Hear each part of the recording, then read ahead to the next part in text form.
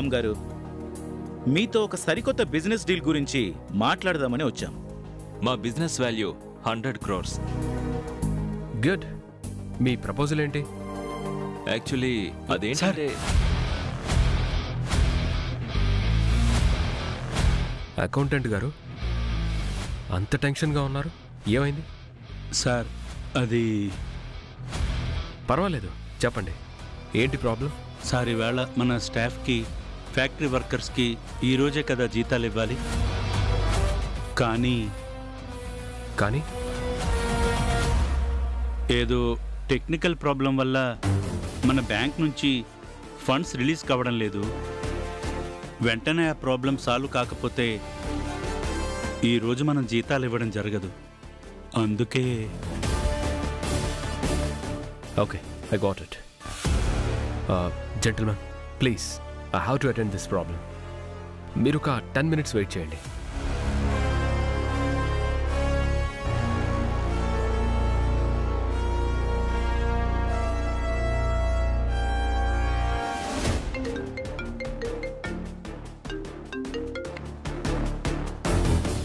Hello. Hello, bank manager గారా? అవును రాము గారు, నేనే. ఎప్పుడూ లేనిది సడన్గా ఏంటి ప్రాబ్లం? సారీ సార్, ప్రతి నెల మీరు శాలరీస్ ఇవ్వడానికి ముందు రోజే ఆ అకౌంట్కి ఫండ్స్ని ట్రాన్స్ఫర్ చేయిస్తారు.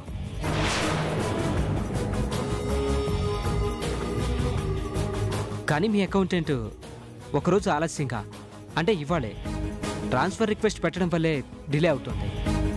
Is it? 1 minute. Come here. Accountant గారు, నిన్న చేయాల్సిన పనిని ఇవాల్టి దాకా ఎందుకు చేయలేదు? క్షమించండి సార్, నిన్న శాలరీ స్టేట్మెంట్స్ రెడీ అయ్యేసరికి బ్యాంక్ క్లోజ్ అయింది. అందుకే ఒకరోజు అడిగితే. Stop it! మీ నెగ్లిజెన్స్ వల్లే అందరికీ శాలరీస్ ఇవ్వలేని పరిస్థితి వచ్చింది. This is too much. I will not tolerate this. Sir please sir, ఇంకోసారి ఇలాంటి తప్పు జరగకుండా చూసుకుంటాను. దయచేసి మన్నించండి సార్.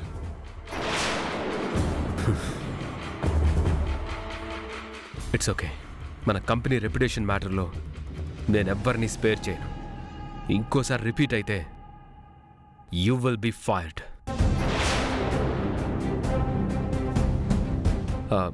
సారీ, మిమ్మల్ని వెయిటింగ్లో ఉంచాను. రామ్ గారు, పరిస్థితి నాకు అర్థమైంది. శాలరీ అకౌంట్లోకి ఫండ్స్ని ట్రాన్స్ఫర్ చేయడానికి చాలా టైం పడుతుంది. చాలా టైం అంటే? మేబీ టెక్నికల్ ప్రాబ్లం వల్ల ఈవినింగ్ దాకా పట్టచ్చు. ఐ మీన్, ఈరోజు శాలరీస్. నో, ఎట్టి పరిస్థితుల్లోనూ శాలరీస్ డిలే కాకూడదు. రామ్ గారు, మీ ఎమోషన్ నాకు తెలుస్తోంది. ఇప్పుడు నన్ను ఏం చేయమంటారు?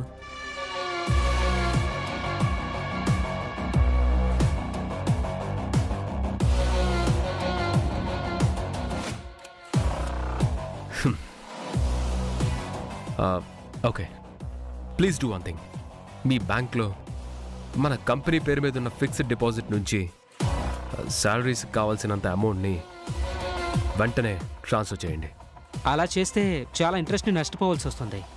మేనేజర్ గారు, క్యాపిటల్ ఇంట్రెస్ట్ కంటే నాకు వర్కర్స్ ఇంట్రెస్టే ముఖ్యం. Please make it fast. Okay sir.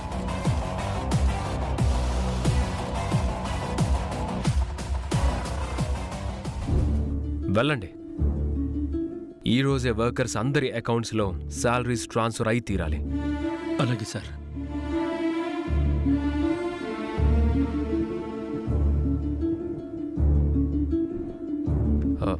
Sorry for the inconvenience. ఏంటండి సారీ?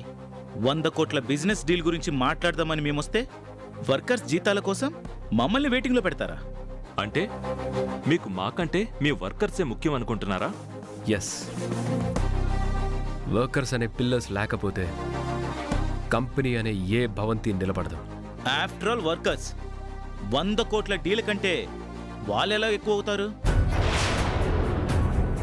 మీకు ఎంతో అనుభవం ఉందనుకున్నాం, కానీ బిజినెస్ పీపుల్తో ఎలా బిహేవ్ చేయాలో మీకు తెలియదని మాకు ఇప్పుడే అర్థమైంది. లుక్ జెంటిల్మెన్, మీ బిజినెస్ డీల్ కంటే నాకు నా వర్కర్సే ఎక్కువ. పేడే నాడు శాలరీ ఇవ్వకపోవడం అనేది మా కంపెనీ హిస్టరీలోనే లేదు, ఇక ముందు ఉండదు కూడా.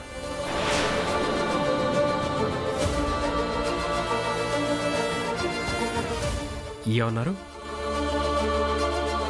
After all వర్కర్సా? వర్కర్స్ శ్రమని గుర్తించని ఏ కంపెనీ కూడా ఎంతో కాలం నిలబడతాం. వాళ్ళకి టైంకి శాలరీస్ వచ్చేలా చూడడం ఎండీగా నా బాధ్యత. వెయిట్ చేసినందుకు మీరు హర్ట్ అయి ఉంటే ఐఎమ్ రియలీ సారీ. లేదు రామ్ గారు, ఏదో చిరాకులు అలా మాట్లాడడం కానీ వర్కర్స్ పట్ల మీ డెడికేషన్ మాకు బాగా నచ్చింది. అందుకే మీతో బిజినెస్ డీల్ కంటిన్యూ చేయాలనే డిసైడ్ అయ్యాం. Thank you Thank you so so much. Thank you.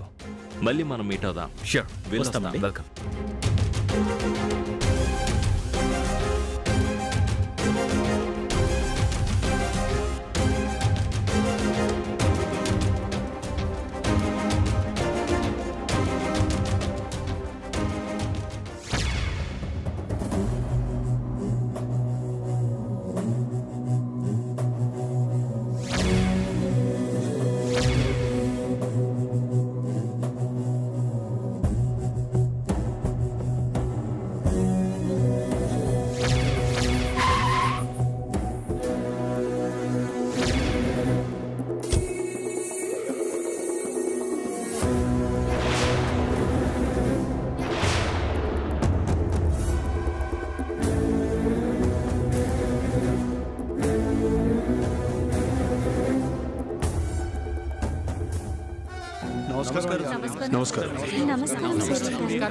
నమస్కారం. మీరు చెప్పినట్టుగానే ఈ మీటింగ్కి తప్పకుండా రమ్మని నాగేంద్ర గారికి కూడా కబురు పెట్టాను. సరే, కూర్చోండి.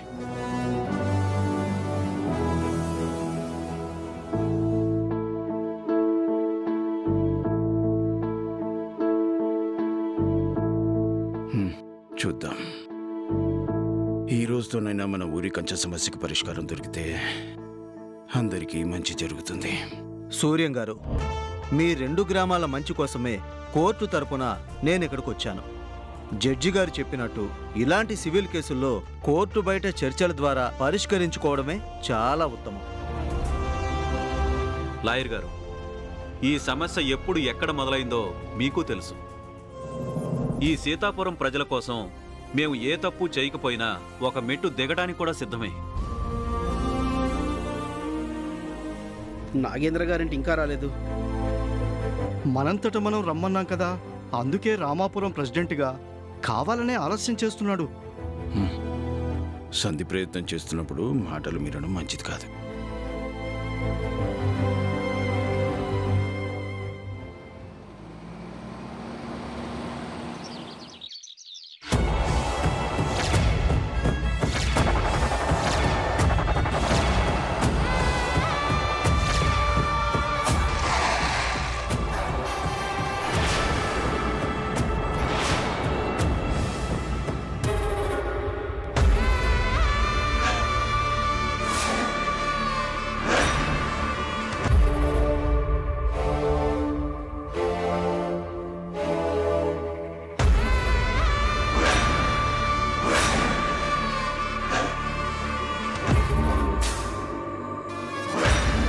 అయ్యా, అందరూ వచ్చేసినట్టున్నారు.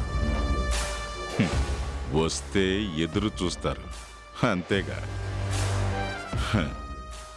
రామాపురం ప్రెసిడెంట్ ఈ నాగేంద్ర కోసం ఎవరైనా సరే ఎదురు చూడాల్సిందే. పదా.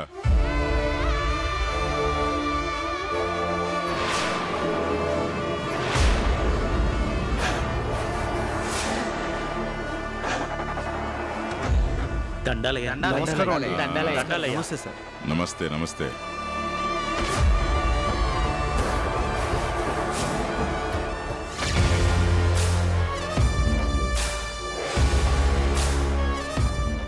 నమస్తే సూర్యనారాయణ గారు. నమస్కారం నాగేంద్ర గారు. ఏంటి ఇంత ఆలస్యం చేశారు? మీకోసం అందరూ వెయిట్ చేయాలా? అవసరం మీది. నన్ను పిలిపించింది కూడా మీరే. మీలాగా నేను ఖాళీగా లేను, చాలా బిజీ. నా టైం చాలా విలువైంది. విషయం ఏంటో సూటిగా చెప్పండి.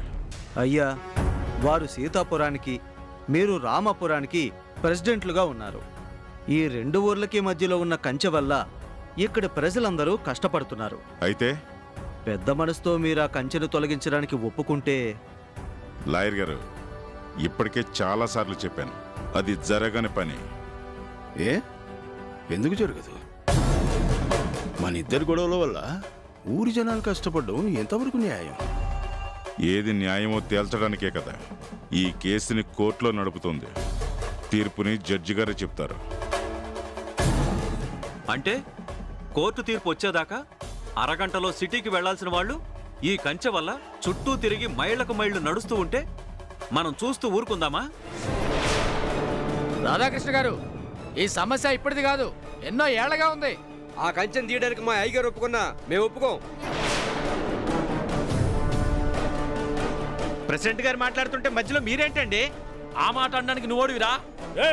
మాతో పెట్టుకుంటే బాగుండదు. ఆగండి. మీ సమస్యని సామరస్యంగా పరిష్కరించుకోమని జడ్జి గారు చెప్పారు. నాగేంద్ర గారు, గతంలో మన ఇద్దరి మధ్య ఏం జరిగిందో మర్చిపోతాం. మన ఊరి మధ్య కంచెకి ఒకవైపు మీకు 2 ఎకరాల పొలం ఉంటే మరోవైపు మాకు 2 ఎకరాల పొలం ఉంది. మా ఊరి వాళ్ల కోసం మా 2 ఎకరాల పొలాన్ని వదులుకోవడానికి మేం సిద్ధం. మీ సంగతి చెప్పండి. ఏంటి చెప్పేది? కాలవకు దగ్గరలో ఉన్న మా పొలం నిక్షేపమైన మాగాణి. బంగారం పండే ఆ పొలాన్ని ఊరోళ్ళ కోసం దానం చేయాలా? సరే, దానంగా ఇవ్వడం ఇష్టం లేకపోతే మీ పొలాన్ని ఇచ్చినందుకు పరిహారంగా మీకెంత కావాలో చెప్పండి. రాధాకృష్ణ, అంటే నువ్వు ఇచ్చేవాడివి, నేను పుచ్చుకునేవాడినా? ఈ నాగేంద్రనే కొనగలనుకుంటున్నావా? చూడండి, మనం మాట్లాడుతుంది పొలం విలువ గురించి, మన ఇద్దరి బలాబలాల గురించి కాదు. అయ్యా, కాస్త పెద్ద మనసుతో ఆలోచించండి. ఆ 2 ఈ 2 మొత్తం 4 ఎకరాలు కలిపితేనే కంచెను తొలగించి సిటీకి వెళ్లేందుకు రోడ్డు వేయడం సాధ్యపడుతుంది. లాయర్ గారు, మాకు ఎటువంటి అభ్యంతరం లేదని మేము ముందే చెప్పాము. మీకు లేకపోయినా మాకుంది అభ్యంతరం. నాగేంద్ర గారు, మీరు కావాలనే సమస్యని సాగదీయాలనుకుంటున్నారు. అనుకుంటున్నాను. అయితే ఏంటి? ఏంటా? ఊరు మధ్య కంచె వేసి జనాలకు రోడ్డు లేకుండా చేసి అందరినీ ఇబ్బంది పెట్టడం దుర్మార్గం అంటారు. మా అయ్యగారిని అంత మాట అంటావా? మా అయ్యగారిని ఏకవచనంతో పిలుస్తావా? దమ్ముంటే రారా, నీ సంగతి చూస్తా.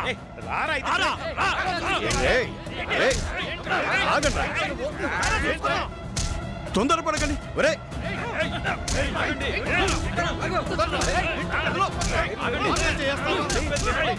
ఆగండ్రా, తొందరపడకండి.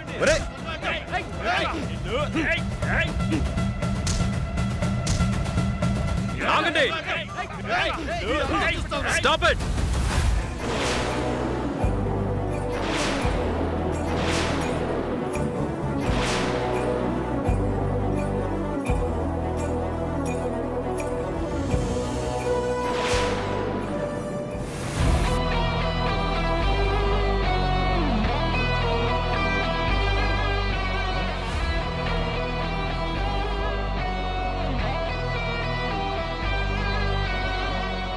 తాతయ్య గారు, మీరు కూర్చోండి.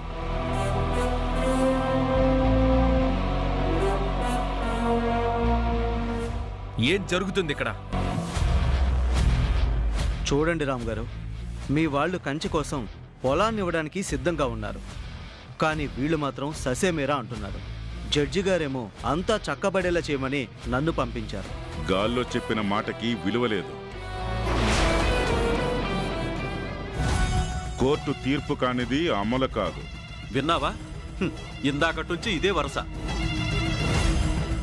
చిక్కుముడి విప్పాలని మేం ప్రయత్నం చేస్తుంటే ఆ సమస్యని మరింత జటిలం చేస్తున్నాడు ఈ పెద్ద మనిషి. అర్థమైంది తాతయ్య. చూడండి నాగేంద్ర గారు, మా ఫ్యామిలీ మీద కోపంతో మీరు కావాలనే జనాల్ని రెచ్చగొట్టారు. ప్రెసిడెంట్ కావాలనే మీ స్వార్థం కోసమే పచ్చగా ఉండే సీతారామపురాన్ని 2 ముక్కలు చేశారు. ఆ ఊరికి ప్రెసిడెంట్గా కంచె పేరుతో ఇంకా నాటకాలు ఆడుతున్నారు. ఇదంతా ఊర్లో అందరికీ తెలుసు. తెలిస్తే ఎవడేం చేస్తాడు? అలా మాట్లాడితే ఇంకా మనం కోర్టుకిచ్చిన విలువే ఉంది. ఆఖరిసారి అడుగుతున్నాను, కంచె తీస్తావా లేదా? తీయను. మిమ్మల్ని కూడా తీయనివ్వను. అలా మొండికేస్తే పరిస్థితి చాలా దూరం వెళ్తుంది. ఏంటి బెదిరిస్తున్నావా? కాదు, హెచ్చరిస్తున్నా. జడ్జి గారి మాటని, ఈ పంచాయతీ తీర్పుని కూడా వినకపోతే తెల్లారేసరికి కంచెని తొలగించి మేమే రోడ్డు వేయిస్తాం. అంత దమ్మున్న మొలతాడు కట్టిన మగాడు ఎవడో నేను చూస్తాను. శాల్తి లేచిపోతే జాగ్రత్త. అయ్యా, వీళ్ళు మాటలతో వినరు, మన బలం చూపించాల్సిందే. రేయ్, బలం దాకా ఎందుకురా? ఇప్పుడే చూసుకుందాం, రండిరా. అయ్యా సూర్యనారాయణ గారు, పంతాలకు పోతే 2 ఊర్లకి నష్టమే జరుగుతుంది. ఒక మంచి మర్యాద తెలియని మనిషిని పంచాయతీకి పిలవడం మనదే తప్పు.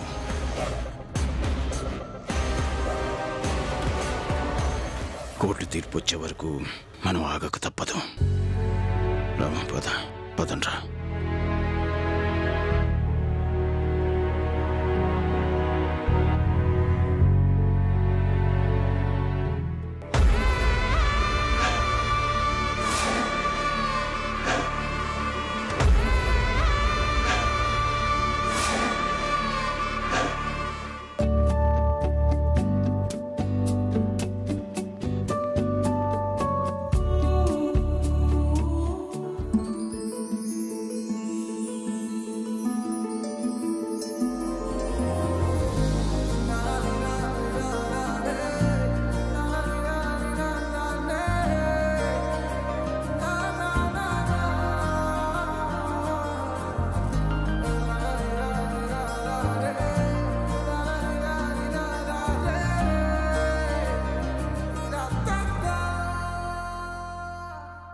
శశి, అబ్బా, ఈ షాప్ ఎంత రిచ్గా ఉందే. చూస్తుంటేనే కళ్ళు జిగేల్మంటున్నాయి. మరి ఈ శశి రేంజ్ కి సందుల్లోనో గొంతుల్లోనో ఉండే దుకాణంలోకి వెళ్తుందనుకున్నావా? నేను ఎంట్రీ ఇవ్వాలంటే ఇలాంటి హైప్ ఉండాలి. నేను షాపింగ్ చేయాలంటే థౌజండ్స్లో కాదు, లాక్స్లో ఉంటుంది. నా లైఫ్లో కాంప్రమైజ్ అన్న మాటే లేదు. పద, జ్యువెలరీ చూద్దాం.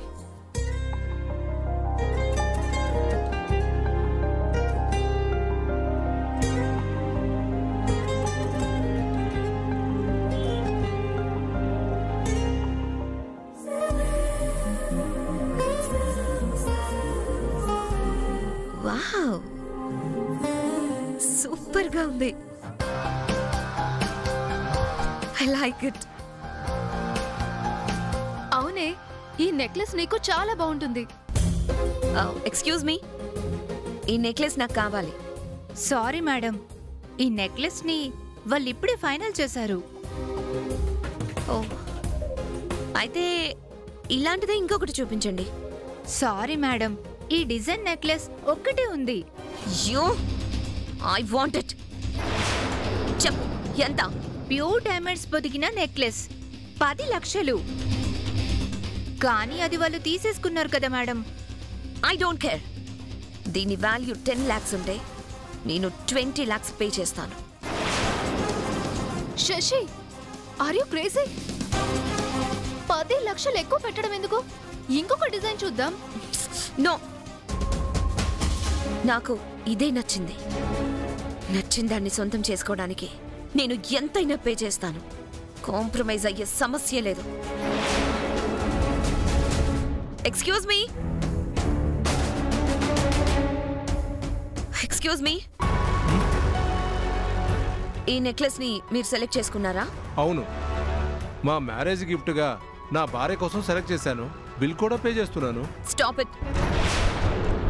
నాకు ఇది కావాలి, మీరు ఇంకొకటి సెలెక్ట్ చేసుకోండి. అది నాకెంతో నచ్చింది, అందుకే మా వారు నా కోసం కొనిపెడుతున్నారు. No more arguments. I want it, that's it. అదేంటమ్మా, వాళ్ళు సెలెక్ట్ చేసుకున్నది మీకు కావాలంటే ఎలాగా? ఎలాగేంటి? ఒకే దానికోసం ఇద్దరు కావాలనుకున్నప్పుడు బిడ్డింగ్ చేయడమే కరెక్ట్. కమాన్, 20 lakhs, 30, 40, 50, ఎంతైనా సరే ఐఎమ్ రెడీ. చూడండి మేడం, మీ దగ్గర విసిరేసే అంత డబ్బున్నా మాకు ఏరుకునే అంత కర్మేమి పట్టలేదు. ముందుగా వచ్చింది వీళ్ళు, నెక్లెస్ని తీసుకోవాల్సింది కూడా వీళ్ళే. గొడవ చేయకుండా ఇచ్చేయండి. ఇవ్వను. శశి, నా మాట వినవే, ఇచ్చేవే, పోదాం పదా. నో, నాకు దక్కనిది ఏదైనా సరే మరొకళ్ళకి దక్కడానికి వీల్లేదు.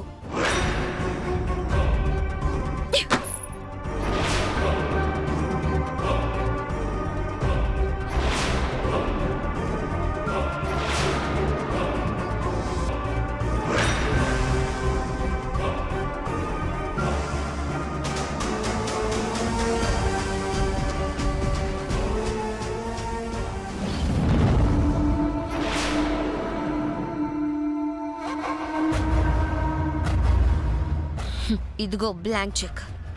డ్యామేజెస్ కింద ఎంత రాసుకుంటారో రాసుకోండి.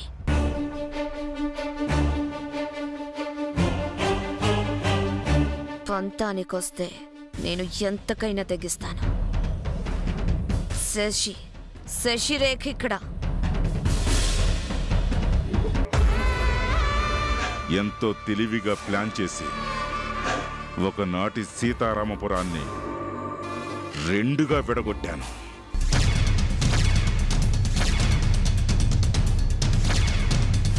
ఆ కంచే నా రాజకీయ భవిష్యత్తుకు పునాది. ఆ కంచే రామాపురానికి ప్రెసిడెంట్గా ఉన్న నన్ను మండల స్థాయిలో, జిల్లా స్థాయిలో, రాష్ట్ర స్థాయిలో కూడా నా పేరుని మారుమ్రోగిపోయేలా చేస్తుంది.